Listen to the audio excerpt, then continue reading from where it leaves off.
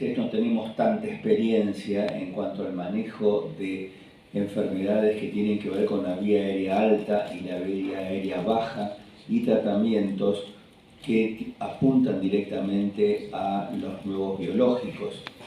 Por un poco lo que hablábamos recién con la doctora, son terapias caras que requieren de la aprobación de entes estatales o sistemas prepagos que son renuentes a utilizar estos medicamentos a pesar del enorme éxito que tienen estas terapias en el manejo de estos pacientes.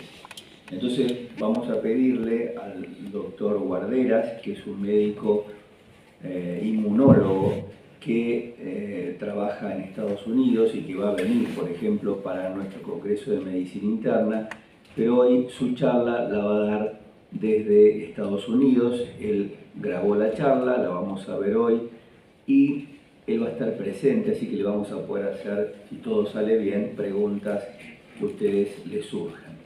Yo, como introducción a la charla de Juan Carlos, les voy a presentar un caso clínico que tiene que ver un poco con la patología de la vía aérea superior y que tiene a la inmunidad como causante. A ver. Puede ser que esté clavada. Ahí está.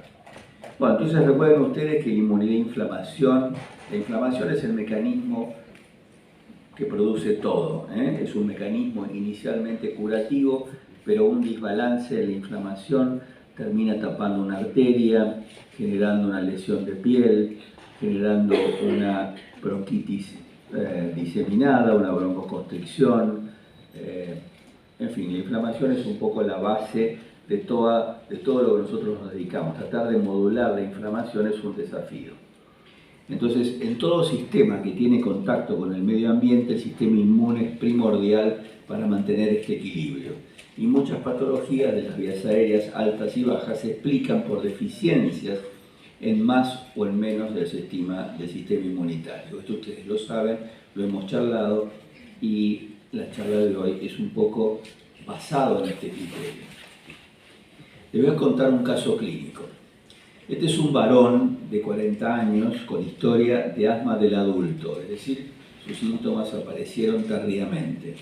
Diagnosticada, en este caso, en los últimos 2 años, él precisa en el último año.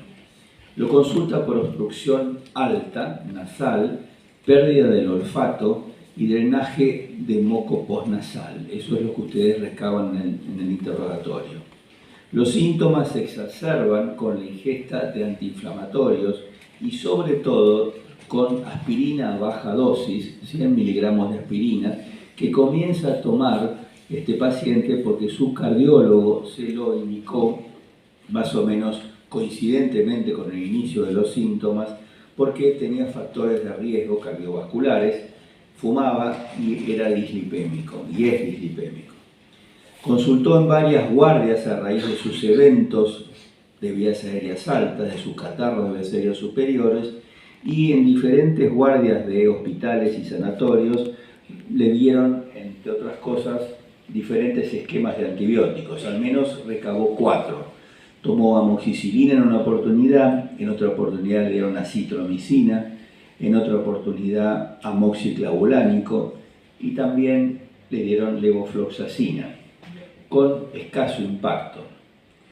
Usa corticoides intranasales inhalados, mejorando parcialmente los síntomas, pero sin la resolución del cuadro obstructivo de base.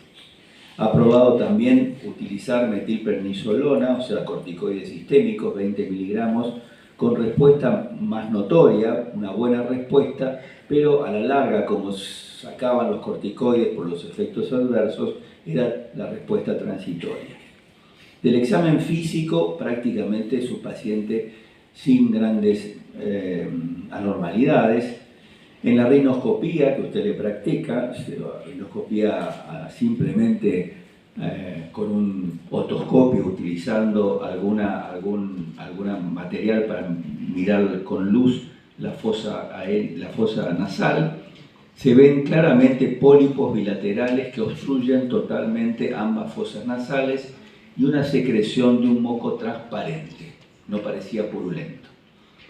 En la auscultación pulmonar le encuentra usted sibilancias diseminadas, cosa bastante esperable porque el paciente se comportaba como un asmático.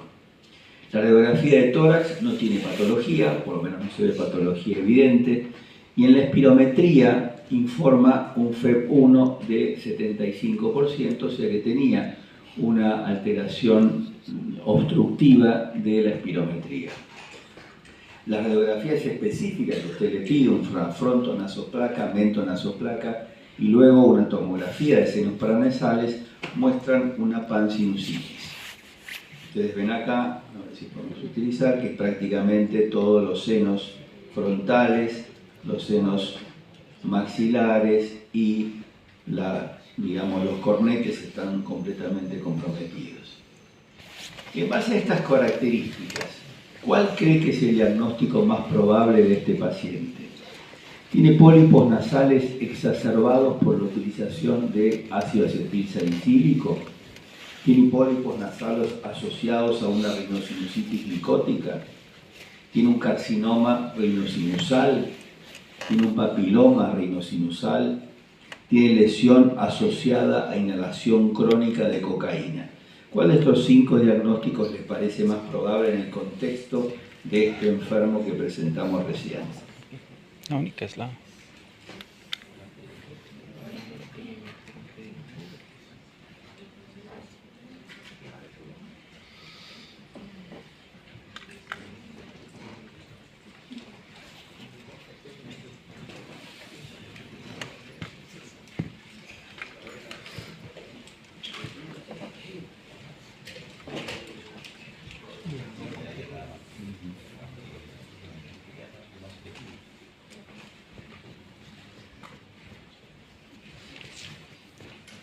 Muy bien, la mayoría de ustedes respondió pólipos nasales exacerbados por ácido acetilsalicílico, que es la correcta.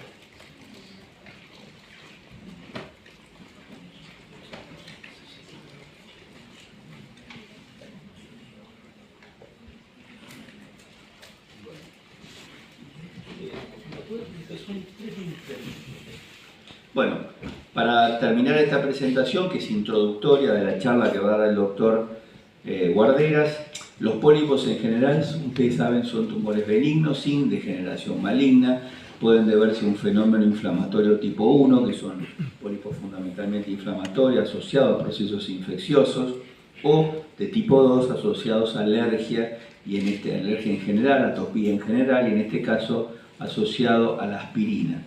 Esta es la sigla en inglés del ARD, que es la enfermedad relacionada con la poliposis exacerbada por aspirina. Los pólipos suelen asociarse a compromiso de los senos paranasales, produce una rinosinusitis crónica con pólipos, siendo la tríada sintomática característica la obstrucción nasal, la pérdida del olfato que este paciente tenía y el asma eosinofílica. El paciente tenía broncoespasmo generalizado con buena respuesta a broncodilatadoras y corticoides inhalados. La prueba de diagnóstico es la caída de el momento que se hace una espirometría, la caída del FEP1 con el uso inmediato a baja dosis de ácido acetilsalicílico. En general, en este tipo de pacientes, la ingesta de alcohol también puede detonar el fenómeno inflamatorio. El tratamiento son corticoides sistémicos, corticoides inhalados, inhibidores de los leucotrienes como el montelukast, es decir, como cualquier tratamiento atópico de la vía aérea alta y baja, y terapia de sensibilización con dosis crecientes de aspirina. Acá, ojo con los sangrados y con la úlcera péptica cuando se da aspirina en dosis más altas. Y por supuesto el uso de agentes biológicos como son los inhibidores de la IgE por el fenómeno inflamatorio tipo 2, recuerden que el tipo 1 es por neutrófilos, el tipo 2 es por eosinófilos, y la utilización en medicina para este tipo de pacientes en general que tienen poliposis de cualquier tipo, y a esto seguramente se va a referir el doctor Guarderas, del vedalizumab, del dupilumab y del mepolizumab, que es con los que más experiencia hay en estos tratamientos. Bueno, el doctor Reusi va a decir un mensaje antes de que pasemos a la charla del doctor Bardem.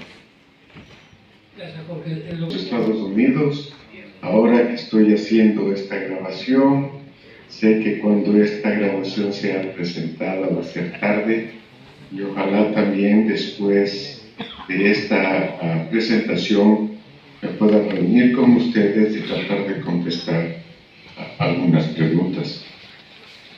Un poquito para darles un preámbulo, yo soy médico egresado de la Universidad del Salvador de Buenos Aires, Argentina, pero ya he estado en los Estados Unidos sobre 40 años.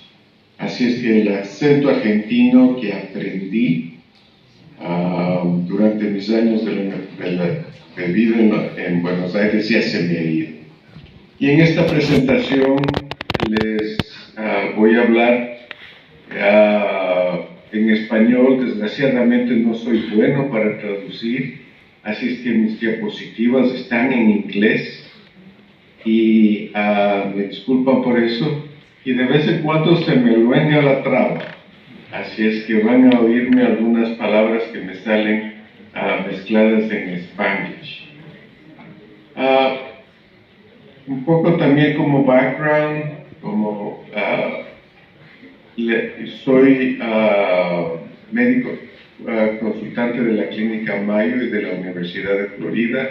Ya me retiré de este trabajo, pero ahora tengo una práctica privada que se llama Valdosta Allergy, Asthma and Immunology, en el cual veo de forma privada a pacientes con enfermedades. Espero que esta conferencia sea práctica, que les dé un preámbulo del manejo del paciente y al mismo tiempo en el cual les doy mi experiencia personal, las cosas que realmente hago y cómo veo los avances que están ocurriendo en enfermedades alérgicas. La meta de mi conferencia son estas: hablar un poco del mecanismo del sistema inmune, el sistema TH2, es hablar sobre asma realmente como un síndrome, no es solamente una enfermedad, y hablar de sinusitis, cómo aproximarle en una forma clínica y cómo tratar en los pacientes más difíciles.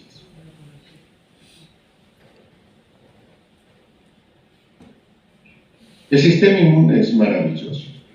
¿Cómo puede ser que de niños, siendo tan frágiles como es el ser humano recién nacido, podamos muchos llegar a la vejez, a pesar de estar expuestos a congregaciones humanas con muchas exposiciones, a pesar de vivir a veces en lugares demasiadamente congestionados y con exposiciones climáticas y urbanísticas tan diferentes, en las cuales muchas veces uno dice cómo puede ser que gente viva y sobreviva en situaciones como estas, o peor, en una situación como esta.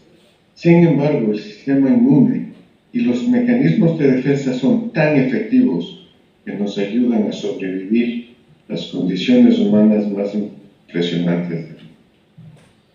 Y claro, tenemos que lidiar con insectos que son algunas veces mecanismos de transmisión de enfermedades como hongos o parásitos, y las causas más importantes que nos afectan al individuo y que los médicos tenemos que tratar son bacterias, parásitos, virus, hongos, aparte de otros estímulos que desgraciadamente la sociedad nos hizo utilizar, con sus consecuencias no solamente destructivas pulmonares, pero la consecuencia más impresionante, que es el cáncer del pulmón.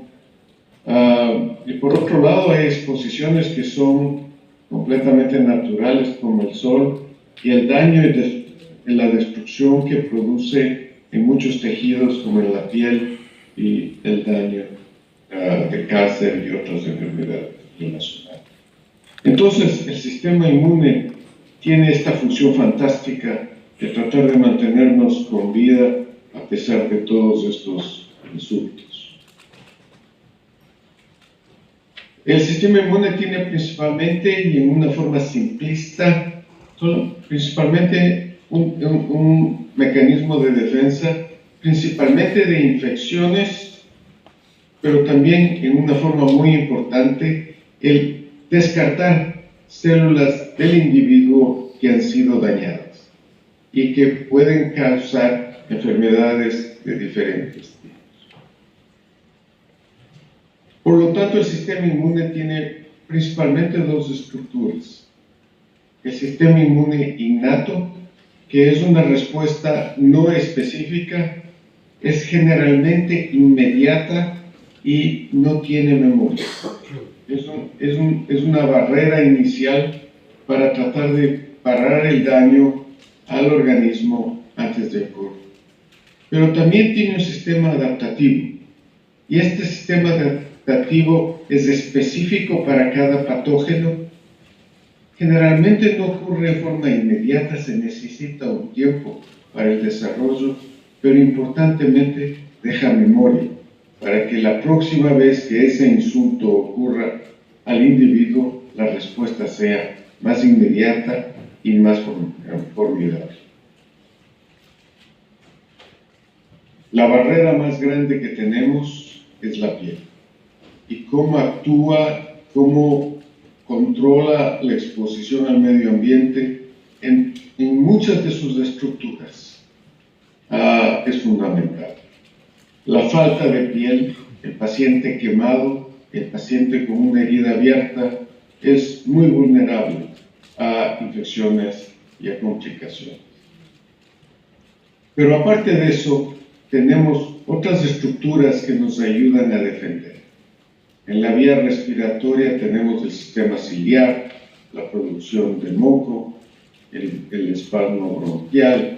En la parte gástrica o gastrointestinal tenemos la acidez, tenemos la microbiota, que no solamente tiene un efecto defensivo, pero también tiene un efecto muy importante en la inmunidad y en la respuesta de salud. Y el sistema funcional gastrointestinal y urinario, que nos ayudan a mantener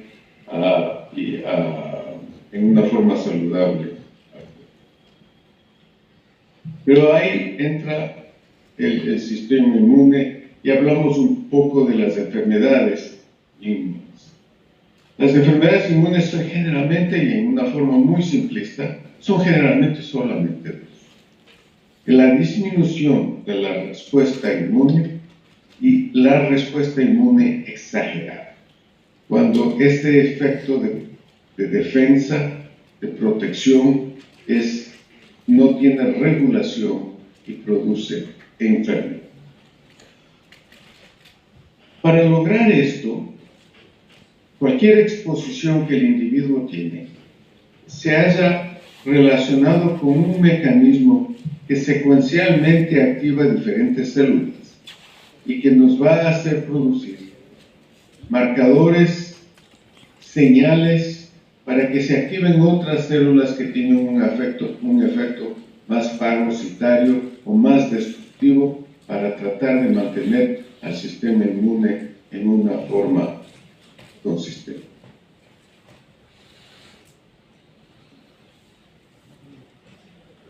Y los órganos que nos ayudan a producir todas estas células, todos estos marcadores, son estos, desde el timo, las adenoides, los ganglios, el vaso, la médula ósea. Muchas veces pensábamos que no tenían ningún significado muchos de estos órganos, pero en realidad todos tienen una función muy específica. La médula ósea, sin duda, es el comienzo y la producción de la mayoría de células que nos van a ayudar a mantener.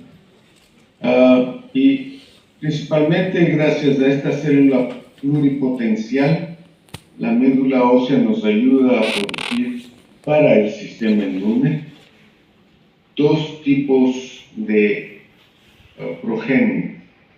La línea mieloide, en la cual se producen todas las células de función fagocitaria, y por otro lado el lineaje linfocítico, que nos da mayor, que actúa en una forma muy específica en el sistema. ¿Cuáles son las células fagocitarias que nos ayudan a mantener la célula? Probablemente la señal principal para el sistema inmune es gracias al macrófago, a las células dendríticas, a los monocitos. Estas metabolizan los antígenos, las bacterias las procesan para que puedan ser presentadas al sistema inmune y crear una reacción. Y las células fagocitarias, especialmente el eosinófilo, la célula mastocitaria o células cebadas, el neutrófilo, los basófilos, son las células activadas, las fagocitarias, las células que van a trabajar para tratar de mantenernos en salud, y cuando están sobreactivadas producen enfermedad.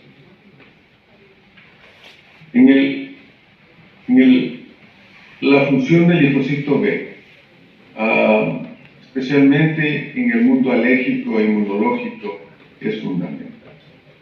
La presentación de una bacteria hace que encuentren los receptores, los antígenos específicos que van a ser presentados al linfocito B, y el cual va a activar por medio de los linfocitos T una serie de marcadores, la producción de anticuerpos que van a ser específicos para cada antígeno, para cada patógeno, inclusive en la producción de muchas medicaciones que son muy específicas a nivel de pocos aminoácidos para el tratamiento. Y muchas de estas medicaciones son las que actualmente estamos utilizando. El anticuerpo, que tiene la fase que se adhiere a la célula, pero importantemente tiene también esta forma variable en la cual, gracias a las cadenas grandes y pequeñas, puede tener una especificidad fantástica para reconocer diferentes antígenos, diferentes células, diferentes daños para poder actuar. El complemento, en mi mente simplista, es el arma destructora para destruir patógenos que han sido ya reconocidos por el sistema inmune, por los anticuerpos, y hacen que se perfore, que dañe la membrana de ese paciente, de ese organismo, y realmente le destruya. Tiene un efecto destructor de patógenos en el sistema. Las células, the killer cells, son las células que nos van a defender, especialmente cuando virus o otros patógenos han alterado las células personales, y eso hace que se presenten y activen al linfocito, al killer cell, y le destruyen a la célula. Para todo esto necesitamos un sistema regulatorio que pueda parar la respuesta inmune o activar al sistema inmune cuando se active. Y la modificación de esto es muy importante, porque la causa de enfermedad también es relacionada con la falta de activación o la falta de control de ese sistema. En el mundo de alergia nos basamos principalmente en esta línea de linfocitos, que se han marcado como los linfocitos TH. Estas son el grupo de linfocitos y activan a la célula linfocito B para que se vuelva una célula plasmocitaria y produzca específicamente la inmunoglobulina E, la cual, al adherirse a la célula cebada y activarle a la célula cebada, hace que se produzcan síntomas. No solamente sintomatología, pero también cambios inflamatorios, que es la característica esencial de la enfermedad alérgica. Y que el resto de la conferencia se va a basar. Sí se lo puede hacer en una forma activa o en una forma pasiva. En una forma activa se puede modificar el sistema inmune solamente con la exposición a patógenos, pero también se lo puede modificar con vacunación. A la larga es crear una infección artificial para que el sistema inmune produzca anticuerpos y linfocitos T que nos defiendan. Ahora, se puede también pasar inmunidad en una forma pasiva.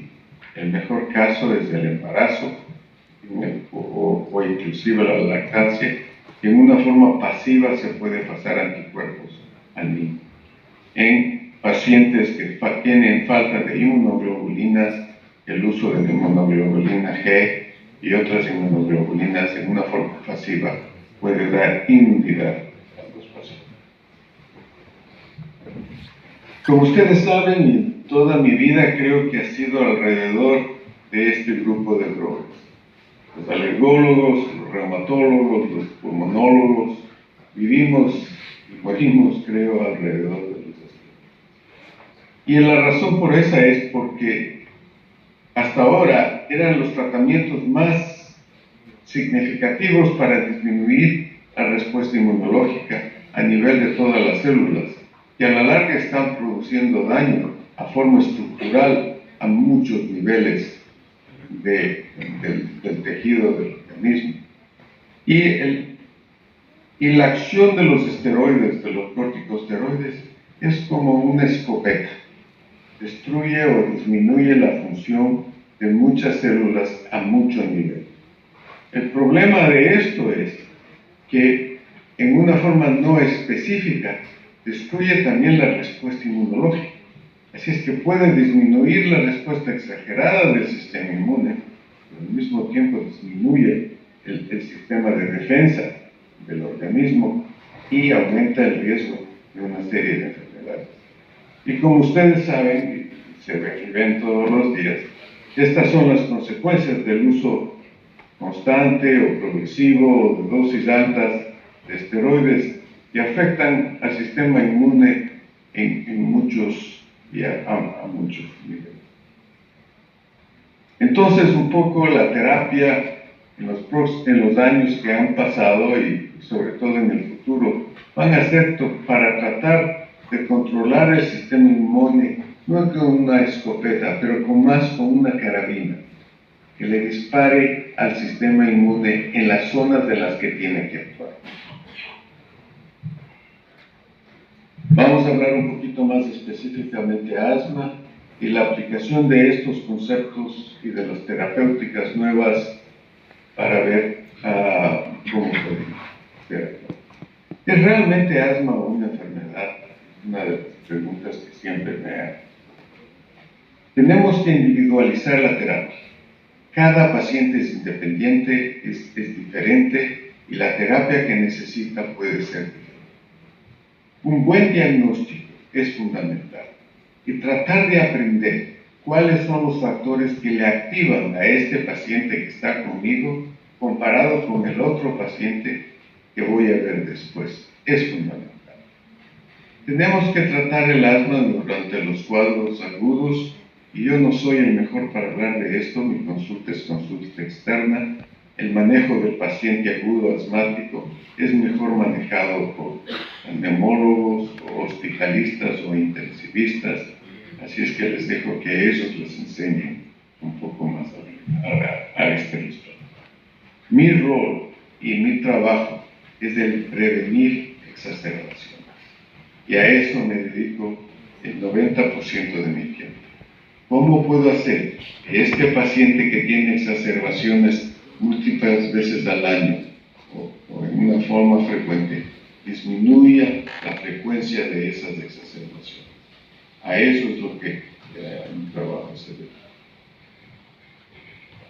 Claramente, como definición, en el asma vemos que hay obstrucción de la vía aérea y cuando usamos un broncodilatador vemos que hay una respuesta del 12 y 15% en mejoría comparado con el normal.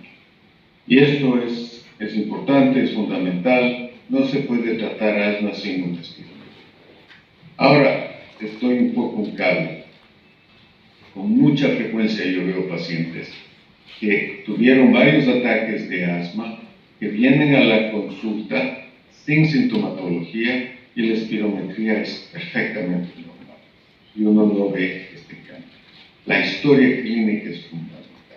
La espirometría cambia con el tratamiento y con las exacerbaciones. Entonces uno le tiene que tomar un poco con un poquito de escepticismo y basarse el diagnóstico no solo en la espirometría, pero también en la historia clínica, en la respuesta al tratamiento que tiene el paciente. En los últimos años hemos dedicado a ver esta relación entre sintomatología y el grado de inflamación inflamatoria. Y hemos visto que hay varios fenotipos en el tratamiento del asma. Tenemos este grupo de pacientes que tienen una correlación entre el grado inflamatorio y la sintomatología. Y está el paciente con asma benigna que responde fácilmente, o el paciente que comenzó en forma temprana y que tiende a ser muy alérgico o muy atópico. Por otro lado, hay un grupo de pacientes, sobre todo el paciente obeso, que no tiene una reacción eosinofílica muy pronunciada. Al contrario, hay veces tienden a hacer una respuesta neutrófila. Y el uso excesivo, por ejemplo, de esteroides, hace que en realidad le agravemos el problema. Porque aumenta la obesidad, aumenta el grado de infecciones, la respuesta de... Por años he tratado a pacientes obesos con dosis altas de esteroides porque no respondían, solamente he agravado el problema. Hay que trabajar en el lado de la obesidad y en el grado de la respuesta neutrófila de estos pacientes. Pero por otro lado tenemos el grupo de pacientes que tienen una respuesta eosinofílica inflamatoria muy dramática. El síndrome es más común de estos, tiene el paciente con poliposis nasal y asma, el paciente con el síndrome de hipersensibilidad a la aspirina, y en un caso extremo el Church-Strauss o la vasculitis eosinofílica. Entonces, definirle al paciente en una forma clínica, fenotípica, es muy importante para darle un tratamiento adecuado. Y nuevamente nos vamos un poquito a la respuesta inmunológica y cómo vamos a tratar de manejarle en una forma más precisa para evitar y para tratar de mejorar el paciente. Entonces, nuevamente vamos a este esquema que es bastante simplista. Y aunque ustedes no lo crean, yo lo hago constantemente con mis pacientes. Y les enseño que esta respuesta del alergeno hace que haya dos respuestas alérgicas asmáticas. Y la primera respuesta es lo que llamamos early phase response, la respuesta inmediata a la exposición del alérgeno. Es el paciente que va a un lugar donde hay un gato y es alérgico al gato y tiene comezón en los ojos, se le hinchan los ojos, se le congestiona la nariz, tiene congestión en el pecho, algunos tienen hasta rasgos. Esta es la parte de la respuesta temprana de la respuesta alérgica. Pero después hay la fase tardía de la respuesta alérgica. Y esta es la respuesta inflamatoria eosinofílica que va a producir congestión y producción de inmunidad. Entonces, si queremos controlar los síntomas del paciente, necesitamos medicaciones sintomáticas broncodilatadores y antihistamínicos.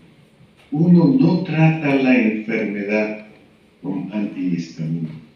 Nosotros todos pensamos alergia a antihistamínicos, pero eso solamente trata el síntoma.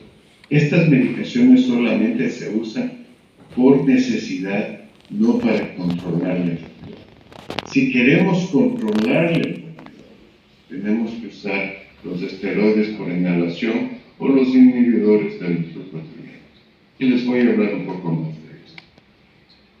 Esta diferenciación les hago a mis pacientes todos los días, porque el paciente que está tratando la enfermedad con un antihistamínico, porque está tratando la enfermedad con un broncodilatador, y se olvidan del factor de prevención que es basado en las enfermedades, en los tratamientos que tratan el control de la enfermedad. Volviendo a este esquema, estas son las áreas en las cuales podemos intervenir, y en una forma simplista también, esto nos va a dar un panorama dónde estamos actuando para el tratamiento de enfermedades. Comencemos con el número 1, el alergeno. Saber a qué el paciente es alérgico es fundamental, porque si uno puede evitar ese alergeno, uno puede evitar y disminuir el.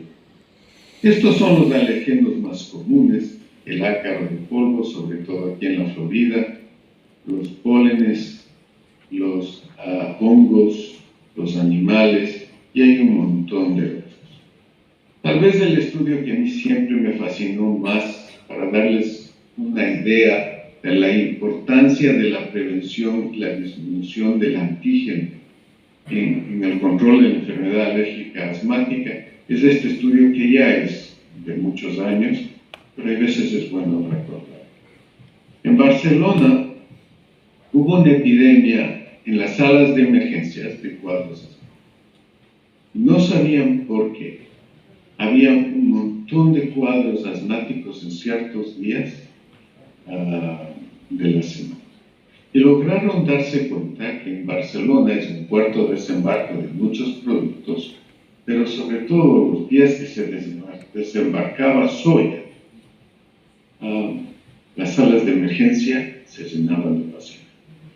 Entonces comenzaron a ver y encontraron que en uno de los silos en los cuales se desembarcaba la soya, y por alguna razón en Barcelona el puerto está upwind, en el lado del viento del puerto, cuando se desembarcaba, la concentración de soya en el aire aumentaba en una forma muy significativa. Se paró el desembarco de soya por un tiempo y se vio que hubo una disminución muy importante de pacientes asmáticos en sala de emergencia. Y después se pusieron nuevos filtros y nuevos mecanismos de protección en esos silos, y se vio que en una forma logarítmica la respuesta de alergia y asmática mejoró en una forma.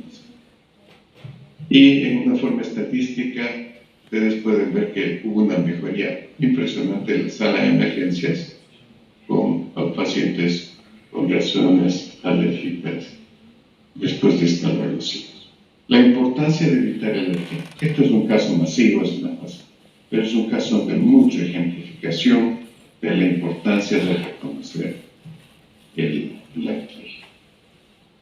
Vamos al 2 y 3, y un poco hablamos sobre el tratamiento de los síntomas y el tratamiento de la enfermedad. Las guías de manejo de asma se basan principalmente en estos dos grupos de tratamiento.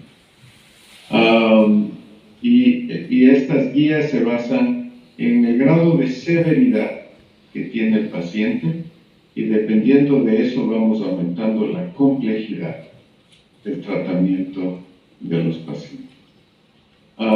Si el paciente tiene sintomatología muy intermitente, solamente necesita un broncodilatador de acción intermitente. Ponen como caveat, se puede considerar el uso de esteroides por inhalación.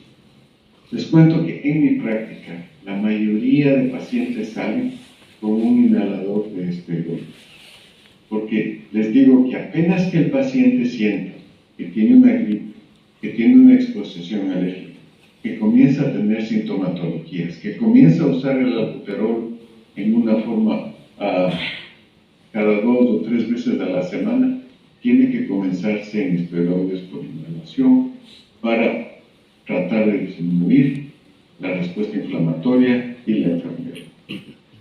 Ya cuando el paciente tiene en una forma consistente sintomatologías más de 2 o 3 veces a la semana, ya comenzamos con esteroides por inhalación. Y se les puede ajustar yendo del lado de severidad.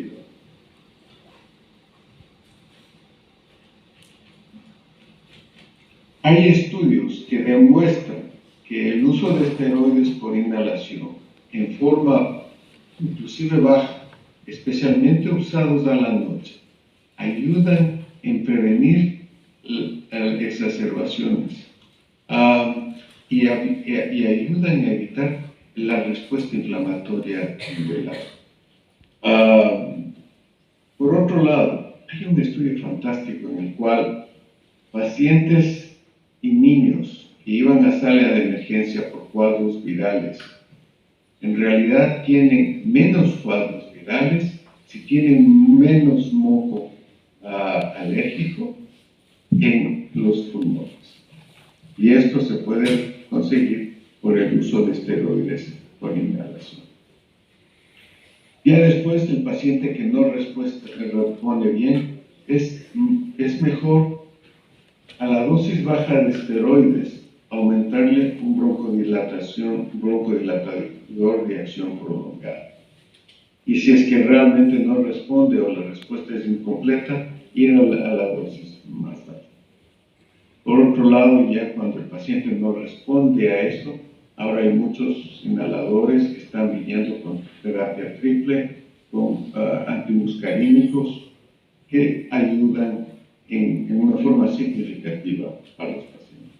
Ya en el grado 5 ya estamos usando esteroides sistémicos en forma intermitente, más de 3 veces al año, con exacerbaciones significativas.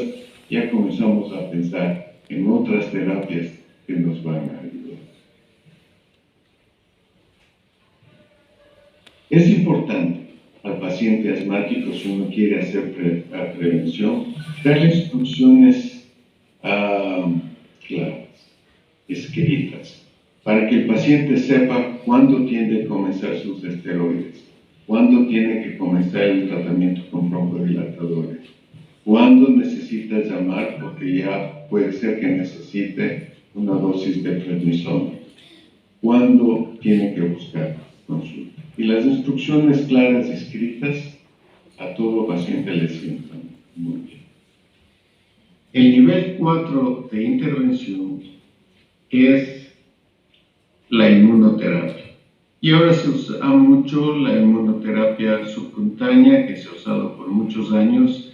Estamos tratando de ir a la inmunoterapia sublingual, a pesar de que le tengo un poco de preocupación y no me he metido mucho en esta terapia. La preocupación más importante es que muchos pacientes parece que tienen una eosinofilia esofágica cuando se utiliza esto, pero no me he metido en una forma muy consistente. Inmunoterapia es una inmunoterapia de muchos años. Y esta revisión reciente como que me abrió los ojos nuevamente a algo que lo he estado haciendo por mucho tiempo. En realidad, esta terapia comenzó hace muchos años, 1911, y desde ahí lo seguimos haciendo. Para mucha gente la inmunoterapia era medio como un misterio. En realidad, ayuda mucho y les voy a enseñar un poco de información. Con el tiempo hemos modificado, hemos mejorado los antígenos que damos, la calidad de los productos, la respuesta inmunológica de esos, e inclusive los protocolos. Pero hasta ahora sigue siendo una terapia muy efectiva. ¿Qué es lo que pasa en inmunoterapia? En realidad, al evitar la respuesta inflamatoria que ocurre en el epitelio, en la enfermedad normal, uno puede activar los mecanismos de defensa y las células inhibitorias para que disminuyan la respuesta inflamatoria alérgica del paciente. Y ustedes van a ver que muchas de las respuestas que produce la inmunoterapia son exactamente las mismas interleuquinas que son las que estamos usando ahora como productos biológicos. Así es que yo considero que inmunoterapia fue la primera terapia biológica que se usó para alergias y asma y otras enfermedades, la alergia a los insectos, en una forma muy efectiva.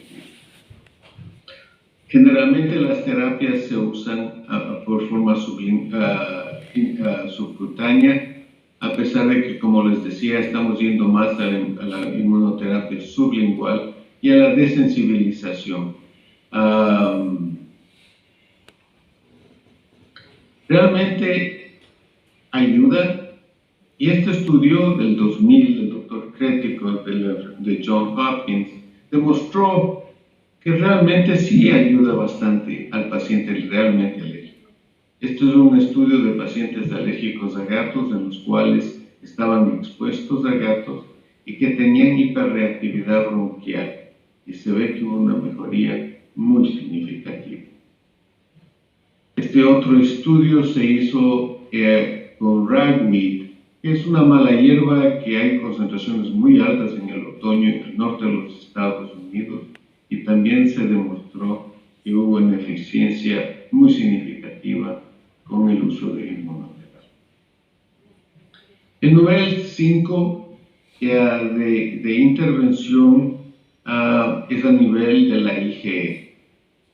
Y la droga que tenemos en este momento es del omalizumab. Esta terapia es bastante específica anti-IgE. Si es que uno podría inhibir que el IgE se adhiera a las células cebada, uno evita la activación de las células cebada. Y es exactamente eso lo que el omalizumab hace.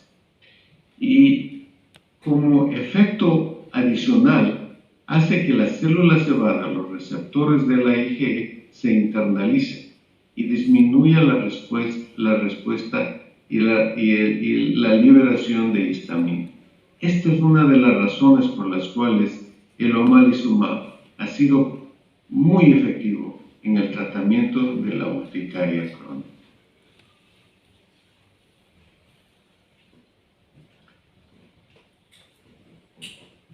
El omalizumab es una inmunoglobulina G que actúa exactamente como cualquiera de las inmunoglobulinas, inhibiendo la adición a este receptor. ¿Y qué tan efectivo ha sido en el tratamiento de asma? Este estudio ve la eficiencia de esta droga en niños y en adultos con asma severa. Es una revisión sistemática. El estudio es ver la eficiencia de la administración de esto subcutánea y ver qué es lo que pasa con la terapia con corticosteroides. La meta inicial es reducción de esteroides y disminución de exacerbaciones de asma. Las metas secundarias son cambios en la función pulmonar, medicaciones de rescate, sintomatología, calidad de vida y efectos secundarios. Ustedes pueden ver aquí en un resumen en esta diapositiva la disminución de los síntomas de asma en azul, y realmente comparando en azul el placebo contra la droga activa, hubo una mejoría muy significativa. Y la reducción de medicaciones también hay una reducción muy significativa. En realidad después se publicó este metaanálisis de muchos estudios, y ustedes pueden ver que claramente el omalizumab disminuye la frecuencia y mejora el tratamiento del asma. Ahora vamos nuevamente a esta diapositiva en los que vemos los receptores y los mediadores de la activación del linfocito TH. Y le vamos a dar atención al eosinófilo. Y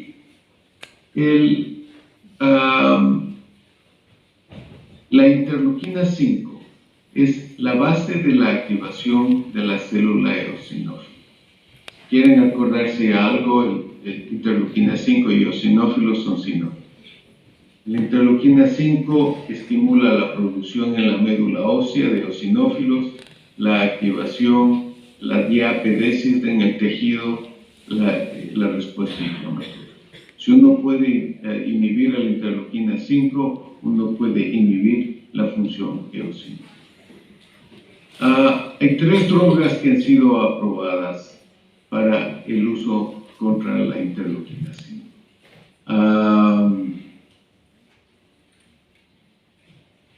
Vamos a ver la primera, el mepolizumab. El mepolizumab inhibe a la interleuquina y su activación. En este estudio que fue hecho para la aprobación de esta droga, se vio a 135 pacientes con asma eosinofílica severa y se quiso ver si tiene un efecto para disminuir el uso de esteroides a una dosis de 100 miligramos comparado cada 4 semanas por 20 semanas.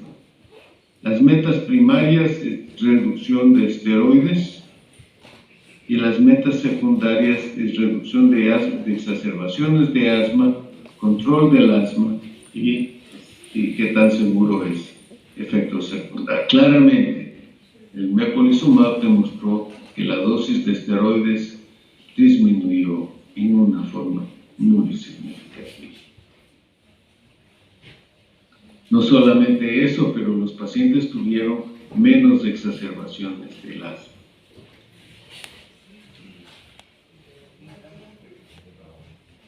Y la sintomatología, la calidad de vida del paciente asmático mejora en una forma significativa. Los efectos secundarios fueron un poco, en este estudio primario, una sorpresa, porque realmente teníamos miedo de que, igual que pasa en reumatología con muchos de sus mediadores, íbamos a ver un aumento de otras enfermedades, a veces inclusive peligrosas, pero no sucedió. Y la mayoría de pacientes toleraron el mepolizumab sin mayor problema. En una forma personal, yo he utilizado bastante el mepolizumab y realmente me ha dado sorpresas muy significativas en pacientes complejos y realmente ha sido de buena ayuda.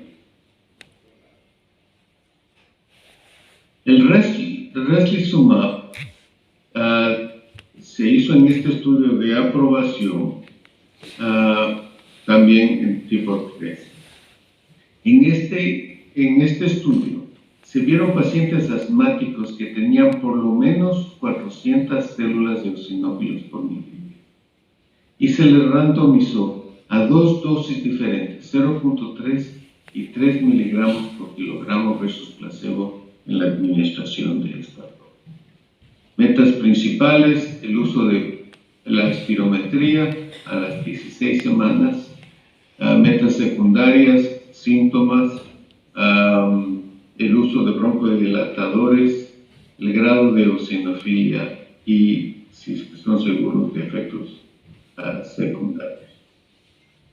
Las 2 dosis demostraron efectividad de acuerdo a la espirometría comparada con placebo y cuando uno ve el grado de eosinofilia, las 2 dosis fueron efectivas. En la disminución, la dosis más alta fue más efectiva y los efectos secundarios fueron comparables con placebo. A esta droga yo no la he utilizado porque tiene el inconveniente de que se le da en forma intravenosa, lo cual aumenta la complejidad y el costo de este tratamiento que ya es caro. El benralizumab es una droga un poquito diferente de las otras dos. Esta droga actúa específicamente en el receptor de la interleuquina 5 en el eosinófilo. Y por esa razón tiene un efecto necrótico, tiene un efecto de producir apoptosis del eosinófilo. Y es realmente significativo cuando uno comienza a utilizar esta medicación, que el nivel de eosinófilos realmente desaparece en la fuente mágica. El estudio de aprobación fue en el cual se estudió por 28 semanas en una forma randomizada a una dosis de 30 miligramos subcutánea cada 4 o cada 8 semanas. El hecho de que el eosinófilo desaparezca casi hace que nos dé más probabilidad de usarla en forma más intermitente, más extensa, las 8 semanas comparado con 4.